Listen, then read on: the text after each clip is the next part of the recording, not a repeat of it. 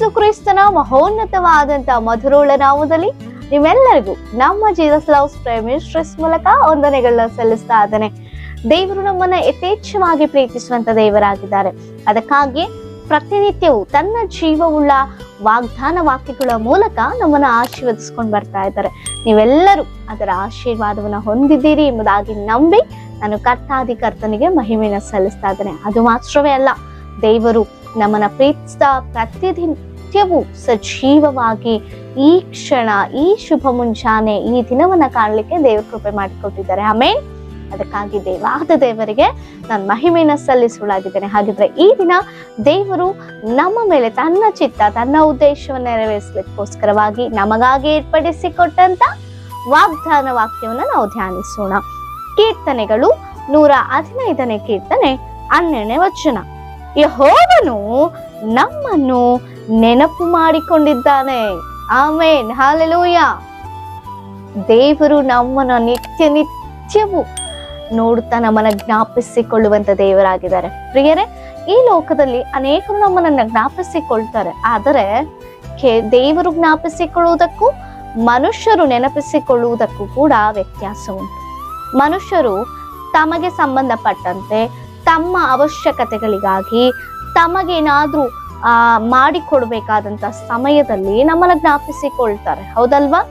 ಅನೇಕರು, ನಿಮಗೂ ಕೂಡ ಕೆಲವೊಂದು ಅನುಭವಗಳಾಗಿರ್ಬೋದು. ನೀವು ಕೂಡ ಕೆಲವೊಂದು ಪರಿಸ್ಥಿತಿಗಳಲ್ಲಿ ಕೆಲವೊಂದು ಅವಶ್ಯಕತೆಗಳಿಗಾಗಿ ಅನೇಕರನ್ನ ಜ್ಞಾಪಿಸಿಕೊಳ್ತಾ ಇರ್ಬೋದು. ಕೆಲವೊಂದು ಕೆಲಸ ಕಾರ್ಯಗಳಿಗಾಗಿರ್ಬೋದು, ಕೆಲವೊಂದು ನಿಮ್ಮ ಒಂದು ಆಲೋಚನೆಯಲ್ಲಿ ಆಗಿರ್ಬೋದು. ಸೊ ಈ ರೀತಿಯಾಗಿ. ಆದರೆ ಮನುಷ್ಯರು ಜ್ಞಾಪಿಸಿಕೊಂಡು ನೆನಪಿಸಿಕೊಳ್ಳುವುದಕ್ಕೂ ದೇವರು ನಮ್ಮನ್ನ ನೆನಪಿಸಿಕೊಳ್ಳುವುದಕ್ಕೂ ಭಯಂಕರವಾದಂತ ವ್ಯತ್ಯಾಸ ಇದೆ. ದೇವರು ನಮ್ಮನ್ನ ಪ್ರೀತಿಸಿ ನಿತ್ಯವೂ ನಮ್ಮನ್ನ ಜ್ಞಾಪಿಸಿಕೊಳ್ತಾ ಇದೆ. ಅದು ತನ್ನ ಕಾರ್ಯಕ್ಕಾಗಿ ಅಲ್ಲ, ನಮ್ಮನ್ನ ಪ್ರೀತಿಸುತ್ತಾ ನಮ್ಮನ್ನ ಘನವಾಗಿ ನಿಲ್ಲಿಸ್ಬೇಕೆಂಬುದಾಗಿ, ನಾವು ಶ್ರೇಷ್ಠವಾಗಿ ಈ ಲೋಕದಲ್ಲಿ ಬದುಕಬೇಕೆಂಬುದಾಗಿ, ಅನೇಕರಿಗೆ ಆಶೀರ್ವಾದಾಯಕವಾಗಿರಬೇಕೆಂಬುದಾಗಿ ನಮ್ಮನ್ನ ಅನುನಿತ್ಯವೂ ಅನುದಿನವೂ ಪ್ರತಿಕ್ಷಣವೂ ನಮ್ಮನ್ನ ಜ್ಞಾಪಿಸಿಕೊಂಡಂತ ದೇವರು ಆಶೀರ್ವದಿಸುವುದಕ್ಕಾಗಿ. ಆಮೇನ್, ಹಲ್ಲೆಲೂಯಾ. ಮನುಷ್ಯರಾದರೂ ಸ್ವಾರ್ಥವಾಗಿ ಆಲೋಚನೆ ಮಾಡಿ ನಮ್ಮನ್ನ ಜ್ಞಾಪಿಸಿಕೊಳ್ಬೋದೇನೋ, ಕೆಲವೊಬ್ರು ಜ್ಞಾಪಿಸಿಕೊಳ್ಳೋದು ಕೂಡ ಇರ್ಬೋದು. ಆಗ ನಮಗೆ ಸ್ವಲ್ಪ ಬೇಸರ ಆಗುತ್ತೆ. ನಾವು ಅವ್ರನ್ನ ಎಷ್ಟು ಪ್ರೀತಿಸಿದ್ವಿ, ಸೊ ಅವ್ರಿಗೆ ಎಷ್ಟು ಸಹಾಯ ಮಾಡಿದ್ವಿ, ಆದರೂ ನಮ್ಮನ್ನ ನೆನಪಿಸ್ಕೊಂಡಿಲ್ಲ, ಆದ್ರೂ ನಮ್ಮನ್ನ ಮರ್ತು ಹೋಗಿದ್ದಾರೆ. ಹೌದಾ? ಈ ರೀತಿಯಾಗಿ ನಾವು ಜ್ಞಾಪಿಸಿಕೊಳ್ತೇವೆ. ಆದರೆ ಮನುಷ್ಯರು ನೀವು ಮಾಡಿದ ಸಹಾಯವನ್ನ ಮರೆತಿರ್ಬೋದು, ನಿಮ್ಮನ್ನ ಮರೆತಿರ್ಬೋದು, ನಿಮ್ಮನ್ನ ಜ್ಞಾಪಿಸಿಕೊಳ್ಳದೇ ಇರಬಹುದು ಕೆಲವೊಂದು ಪರಿಸ್ಥಿತಿಗಳಲ್ಲಿ. ಆದರೆ ನಾವು ದೇವರಿಗೆ ಎಂಥದ್ದು ಮಾಡಿಲ್ಲ ಅಂದ್ರು, ಏನೂ ಮಾಡಿಲ್ಲ ಅಂದ್ರೂ ಕೂಡ ನಮ್ಮನ್ನ ಜ್ಞಾಪಿಸಿಕೊಂಡಂತ ದೇವರು, ನಮ್ಮನ್ನ ನೆನಪಿಸಿಕೊಳ್ತಾ ಇರುವಂತ ದೇವರು, ಅಷ್ಟು ಉನ್ನತವಾಗಿ ನಮ್ಮನ್ನ ಪ್ರೀತಿಸ್ತಾ ಇದ್ದಾರೆ ಪ್ರಿಯರೇ ದೇವರು. ಮನುಷ್ಯರಿಗೆ ನಾವೆಷ್ಟು ಸಹಾಯ ಮಾಡಿ ಅವ್ರು ಮರ್ತು ಹೋದಾಗ ನಮಗೆ ಬೇಸರ ಆಗುತ್ತೆ ಅಲ್ವಾ? ನೋಡು, ಅವ್ರಿಗೆ ಎಷ್ಟು ಹೆಲ್ಪ್ ಮಾಡಿದೆ ನಾನು, ಆದ್ರೆ ಈಗ ಅದೆಲ್ಲವನ್ನ ಮರ್ತು ಹೋಗಿದ್ದಾರೆ. ಆದರೆ ದೇವರು ನಮ್ಮನ್ನೆಂದಿಗೂ ಮರೆಯದಂತ ದೇವರು, ನಮ್ಮನ್ನ ತೊರೆಯದಂತ ದೇವರು, ನಮ್ಮನ್ನ ಎಂದೆಂದಿಗೂ ಜ್ಞಾಪಿಸಿಕೊಳ್ಳುವಂತ ದೇವರು. ನಮಗೆ ಅವಶ್ಯಕತೆ ಇದ್ದಾಗ, ನಾವು ಬಲಹೀನತೆಯಲ್ಲಿದ್ದಾಗ, ನಾವು ದರಿದ್ರ ಸ್ಥಿತಿಯಲ್ಲಿದ್ದಾಗ, ಎಲ್ಲರೂ ನಮ್ಮನ್ನ ಬಿಟ್ಟು ಹೋದಾಗ, ಯಾರು ನಮಗೆ ಸಹಾಯ ಮಾಡದೇ ಇದ್ದಾಗ, ಪ್ರತಿಯೊಂದು ಪರಿಸ್ಥಿತಿಗಳಲ್ಲೂ ಕೂಡ, ಅದು ಸುಖವಾಗಲಿ, ಅದು ದುಃಖವಾಗಲಿ, ಅದು ಸಂತೋಷವಾಗಲಿ, ಅದು ಕಣ್ಣೀರಿನ ಸಮಯವಾಗಲಿ, ಎಲ್ಲಾ ಸಮಯದಲ್ಲಿ ಚಿಕ್ಕವರಿಂದ ಮೊದಲುಗೊಂಡು ದೊಡ್ಡವರ ಪರ್ಯಂತದವರೆಗೂ ದೇವರು ನಮ್ಮನ್ನ ಆಶೀರ್ವದಿಸುವುದಕ್ಕೋಸ್ಕರವಾಗಿ ನಮಗೆ ಜ್ಞಾಪಕ ಮಾಡಿಕೊಂಡು ನಮ್ಮನ್ನ ಬಲಪಡಿಸುವಂತ ದೇವರು. ಆಮೇನ್, ಹಲ್ಲೆಲೂಯಾ.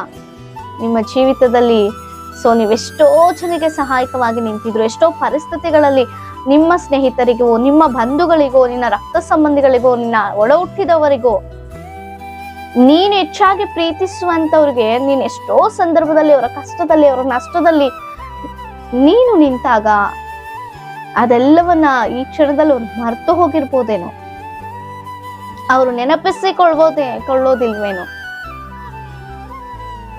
ಆದರೆ ನಾವೇನು ಮಾಡದಿದ್ದರೂ ದೇವರು ನಮ್ಮನ್ನ ಜ್ಞಾಪಿಸಿಕೊಳ್ತಾರೆ.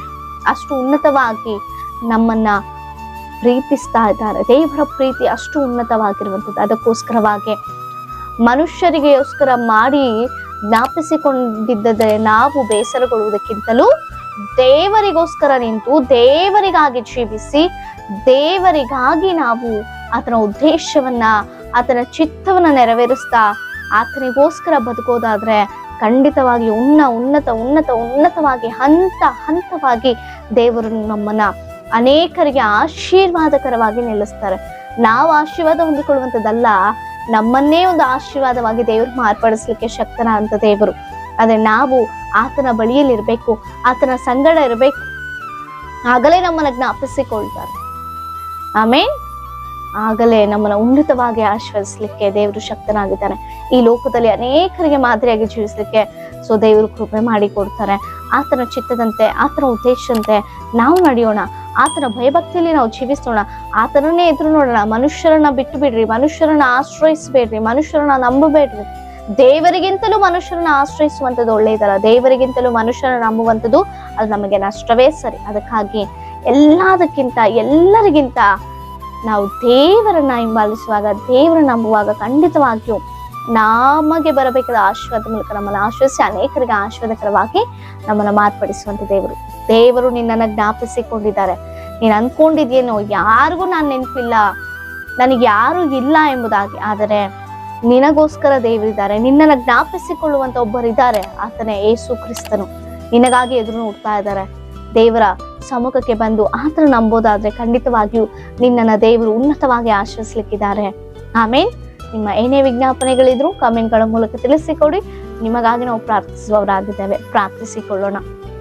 ಪರಿಶುದ್ಧನಾಂತ ದೇವರೇ ಸ್ತೋತ್ರ ಅಪ್ಪ. ಮನುಷ್ಯರೆಲ್ಲರೂ ಕೆಲವೊಂದು ಸಮಯದಲ್ಲಿ ಕೈ ಬಿಟ್ಟರು ಅಪ್ಪ, ಮರೆತು ಹೋದ್ರು ಕೂಡ ಕರ್ತನೆ, ನೀನ್ ಎಂದೆಂದಿಗೂ ನಮ್ಮನ್ನ ಜ್ಞಾಪಿಸಿಕೊಂಡವನಾಗಿ ನಮ್ಮನ್ನ ಹಂತ ಹಂತವಾಗಿ ಅಪ್ಪ ಬಲಪಡಿಸ್ಕೊಂಡು ಬರ್ತಾ ಇದೆಯಾ. ಅದಕ್ಕಾಗಿ ಸ್ತೋತ್ರ. ಈ ವಾಗ್ದಾನವನ್ನು ನೋಡ್ತಾ ಇರುವಂತ ಪ್ರತಿಯೊಬ್ಬೊಬ್ಬರನ್ನು ಅಪ್ಪ ನೀನು ಆಶೀರ್ವಾದಕರವಾಗಿ ಬಲಪಡಿಸು. ಯೇಸುವಿನ ನಾಮದಲ್ಲಿ ಎಲ್ಲವನ್ನ ಬೇಡಿ ಹೊಂದಿದ್ದೇವೆ ಪರಲೋಕದ ತಂದೆಗೆ.